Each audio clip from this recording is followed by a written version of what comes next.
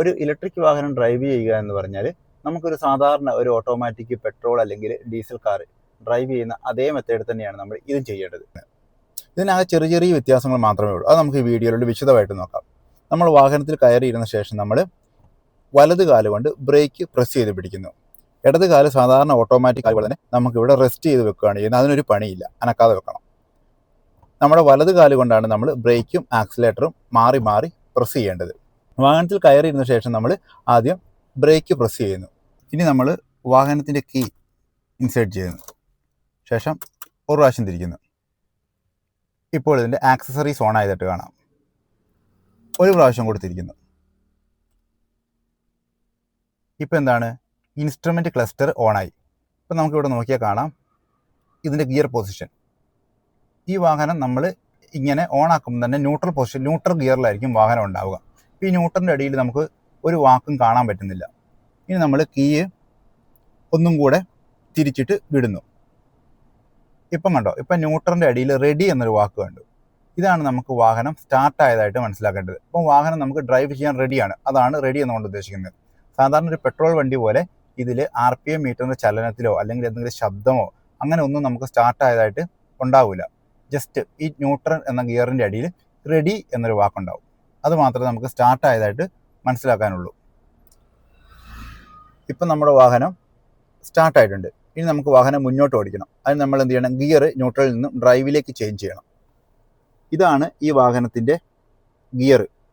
സാധാരണ ഒരു ഓട്ടോമാറ്റിക് വാഹനത്തിൽ ഉണ്ടാവുക ഒരു ഗിയർ ലിവർ ആയിരിക്കും. അതായിരിക്കും നമുക്ക് ഗിയർ സെലക്ട് ചെയ്യാൻ വേണ്ടി ഉപയോഗിക്കുന്നത്. ഇതിനുള്ളത് ഒരു റോട്ടറി ഗിയർ സെലക്ടറാണ്. ഇതാണ് ഇതിൻ്റെ റോട്ടറി ഗിയർ സെലക്ടർ. അപ്പോൾ ഇതൊരു നോബാണ്. ഇതിങ്ങനെ നമുക്ക് ഇത് വലത്തോട്ടും തിരിക്കാം, അതേപോലെ തന്നെ ഇങ്ങനെ ഇടത്തോട്ടും തിരിക്കാൻ പറ്റും. ഇപ്പം ഈ ലൈറ്റ് കത്തിയിരിക്കുന്നതാണ് നമുക്ക് ന്യൂട്രൽ. ഇപ്പോൾ ഇത് ന്യൂട്രൽ ഗിയറിലാണുള്ളത്. ഇത് ജസ്റ്റ് ഒന്ന് വലത്തോട്ട് ഇങ്ങനെ റൊട്ടേറ്റ് ചെയ്യുമ്പോൾ ഇത് ഡ്രൈവ് ഡിയിലേക്ക് വന്നു. ഒന്നും കൂടെ റൊട്ടേറ്റ് ചെയ്യുമ്പം ഇത് സ്പോർട്സിലേക്ക് വന്നു. ഇനി താഴോട്ട് ഇനി ഇത് വലത്തോട്ട് റൊട്ടേറ്റ് ചെയ്ത് അങ്ങോട്ട് പോകില്ല, കാരണം ഇത് മാക്സിമത്തിലെത്തി. തിരിച്ച് നമുക്ക് ഡ്രൈവിലേക്ക് പോകണം. ഇടത്തോട്ട് ഒന്നും കൂടെ റൊട്ടേറ്റ് ചെയ്താൽ ഇത് ഡ്രൈവിലേക്ക് എത്തി. ഒന്നും കൂടെ ഇടത്തോട്ട് റൊട്ടേറ്റ് ചെയ്താൽ ഇത് ന്യൂട്രലിലെത്തി. ഒന്നും കൂടെ ഇടത്തോട്ട് റൊട്ടേറ്റ് ചെയ്താൽ ഇത് റിവേഴ്സിലെത്തി. ഇങ്ങനെയാണ് ഇതിൻ്റെ ഗിയർ നമ്മൾ ചേഞ്ച് ചെയ്യേണ്ടത്. നമുക്ക് ഈ വാഹനത്തിന് 4 ഗിയറുകളാണുള്ളത്: ന്യൂട്രൽ, ഡ്രൈവ്, സ്പോർട്സ് മോഡിൽ, റിവേഴ്സ്. ഇത് ജസ്റ്റ് ഒന്ന് പറഞ്ഞു പോവാം. ന്യൂട്രൽ എന്ന് പറയുമ്പോൾ വാഹനത്തിൻ്റെ വീലുകൾ ഫ്രീ ആയിരിക്കും. വാഹനത്തിൻ്റെ മോട്ടറുമായി വീലുകൾക്ക് ബന്ധമുണ്ടാവില്ല. ഇറക്കത്തിനാണെങ്കിൽ വാഹനം മുന്നോട്ടും, ഒരു കയറ്റത്തിലാണെങ്കിൽ വാഹനം പിന്നോട്ടും പോകും. അടുത്തത് ഡി ഗിയർ എന്ന് പറയുമ്പോൾ ഡ്രൈവ്, അതായത് വാഹനം നോർമൽ കേസിൽ മുന്നോട്ട് ഓടിക്കാൻ വേണ്ടി നമ്മൾ ഉപയോഗിക്കുന്ന ഗിയറാണ് ഡി. അടുത്തത് സ്പോർട്സ് മോഡിൽ ഇടുമ്പോൾ നല്ല പവറിലായിരിക്കും വണ്ടി മുന്നോട്ട് പോകുക. നമുക്ക് പെട്ടെന്ന് ബാറ്ററി ചാർജ് തീരും. അപ്പോൾ നല്ല പവറിൽ, അപ്പോൾ നല്ല ഒരു ഓവർടേക്ക് ചെയ്യണമല്ലോ, അത്ര പവറുള്ള ആവശ്യമുള്ള സമയത്ത് മാത്രം നമുക്ക് ഈ സ്പോർട്സ് മോഡിലേക്ക് ഇട്ടാൽ മതി. അടുത്താണ് റിവേഴ്സ് ഗിയർ എന്ന് പറഞ്ഞാൽ നമുക്ക് സാധാരണ മോട്ടർ സാധാരണ കറങ്ങുന്നതിന് ഓപ്പോസിറ്റ് കറങ്ങും. അങ്ങനെ വാഹനം പിന്നോട്ട് പോകും. അത്രയേ ഉള്ളൂ.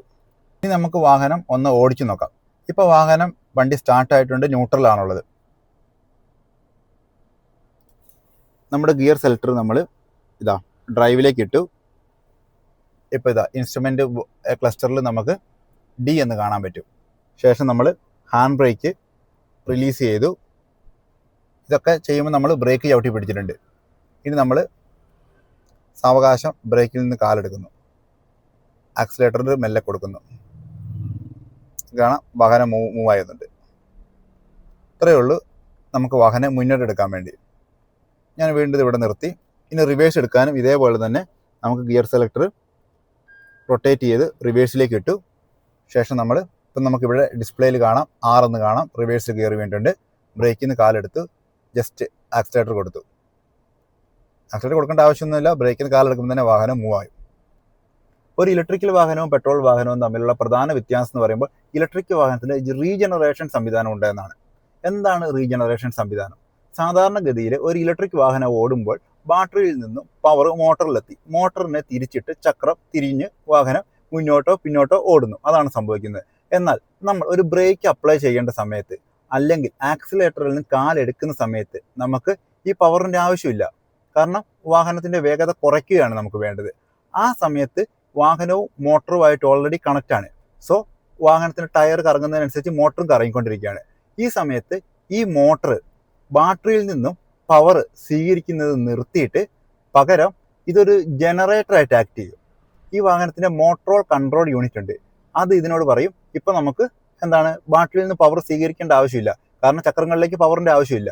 ആ സമയത്ത് വാഹനത്തിൻ്റെ മോട്ടോർ ഒരു ജനറേറ്ററായിട്ട് ആക്ട് ചെയ്ത് ഈ ജനറേറ്റർ ഉൽപ്പാദിപ്പിക്കുന്ന പവർ തിരിച്ച് ബാറ്ററിയിലേക്ക് കയറി ബാറ്ററി ചാർജ് ആകുന്ന സംവിധാനമാണ് റീജനറേഷൻ എന്നതുകൊണ്ട് ഉദ്ദേശിക്കുന്നത്. നമ്മുടെ ഈ വാഹനത്തിൽ റീജനറേഷന് 4 ലെവലുകളാണുള്ളത്. 0 to 3. 0 എന്ന് പറയുമ്പോൾ റീജനറേഷൻ ഓഫ് ആയിരിക്കും. റീജനറേഷൻ 1-ലിടുന്ന അവസരത്തിൽ ഈ ജനറേറ്ററിൽ കുറച്ച് ലോഡ് മാത്രമേ വരികയുള്ളൂ. അപ്പോൾ ചെറിയ രീതിയിലുള്ള ചാർജ് മാത്രമേ ബാറ്ററിയിലോട്ട് കയറുന്നുള്ളൂ. കൂടാതെ ചെറിയ രീതിയിലുള്ള എഞ്ചിൻ ബ്രേക്ക് വാഹനത്തിന് ലഭിക്കുന്നുള്ളൂ. എന്നാൽ റീജനറേഷൻ 3-ലിടുന്ന സമയത്ത് ജനറേറ്ററിലേക്ക് നല്ല ലോഡ് വരികയും അതിൻ്റെ ഫലമായി അത്യാവശ്യം നല്ല രീതിയിൽ ചാർജ് ബാറ്ററിയിലേക്ക് കയറുകയും വാഹനത്തിന് നല്ല രീതിയിലുള്ള എഞ്ചിൻ ബ്രേക്ക് ലഭിച്ച് വാഹനം പെട്ടെന്ന് സ്ലോ ആവുകയും ചെയ്യുന്നു. റീജനറേഷൻ വർക്കാവണമെങ്കിൽ വാഹനത്തിന് ഒരു 15 km/h കൂടുതൽ സ്പീഡ് വേണം. എന്നാൽ മാത്രമേ ഇത് ജനറേറ്റർ വർക്കാവാനുള്ള പവർ കിട്ടുകയുള്ളൂ. അതുകൂടാതെ ബാറ്ററിയുടെ ലെവൽ ഒരു 90% താഴെ വേണം. 100% നിറഞ്ഞിരുന്നു കഴിഞ്ഞാൽ പിന്നെ ബാറ്ററിയിലേക്ക് ചാർജ് കയറാനുള്ള സ്പേസ് ഇല്ല. അതുകൊണ്ട് റീജനറേഷൻ വർക്കാവില്ല. നല്ല കുത്തനെയുള്ള ഇറക്കത്തിലും വണ്ടി മൂവ് ചെയ്ത ഉടനെ വാഹനം ചവിട്ടി നിർത്തി വീണ്ടും മുന്നോട്ടെടുത്ത് പോകേണ്ടതായ ട്രാഫിക് ബ്ലോക്കുകളിൽ നമ്മൾ റീജനറേഷൻ 3-ലിട്ട് ഉപയോഗിക്കുന്നതാണ് നല്ലത്. സ്ട്രെയിറ്റ് റോഡുകളിലും അത്യാവശ്യം തിരക്ക് കുറഞ്ഞ റോഡുകളിൽ നമ്മൾ റീജനറേഷൻ 2 or 1 ഇട്ട് ഓടിച്ചാൽ മതി. ഇപ്പോൾ റീജനറേഷൻ 3-ലാണ് ഈ സ്ട്രെയിറ്റ് ആയിട്ടുള്ള നല്ല റോഡിൽ നമ്മൾ ഇട്ട് വെച്ചതെങ്കിൽ നമ്മൾ നല്ല സ്പീഡിൽ ഒരു 80-90 km സ്പീഡിൽ വരികയാണ്. അപ്പം നമ്മൾ ആക്സിലേറ്റർ ജസ്റ്റ് ഒന്ന് കാലെടുക്കുമ്പോൾ തന്നെ ഒരു ചെറിയ വളവേ ഉണ്ടാവുള്ളൂ, ജസ്റ്റ് ഒന്ന് കാലെടുക്കേണ്ട ആവശ്യമുള്ളൂ. ആ സമയത്ത് തന്നെ വാഹനത്തിൻ്റെ സ്പീഡ് നന്നായിട്ട് കുറയും. പിന്നെ നമ്മൾ ചവിട്ടി വീണ്ടും സ്പീഡ് കൂട്ടേണ്ടതായിട്ട് വരും. ആ സമയത്ത് 1-ലാണെങ്കിൽ ജസ്റ്റ് കാലെടുക്കുമ്പോൾ സ്പീഡ് ചെറുതായിട്ടേ കുറയുള്ളൂ, കാരണം ചെറിയ എഞ്ചിൻ ബ്രേക്കേ വരുന്നുള്ളൂ. അതാണ് പറഞ്ഞത്, നമുക്ക് നല്ല റോഡുകളിൽ മാക്സിമം 2 ഇട്ടാൽ മതി.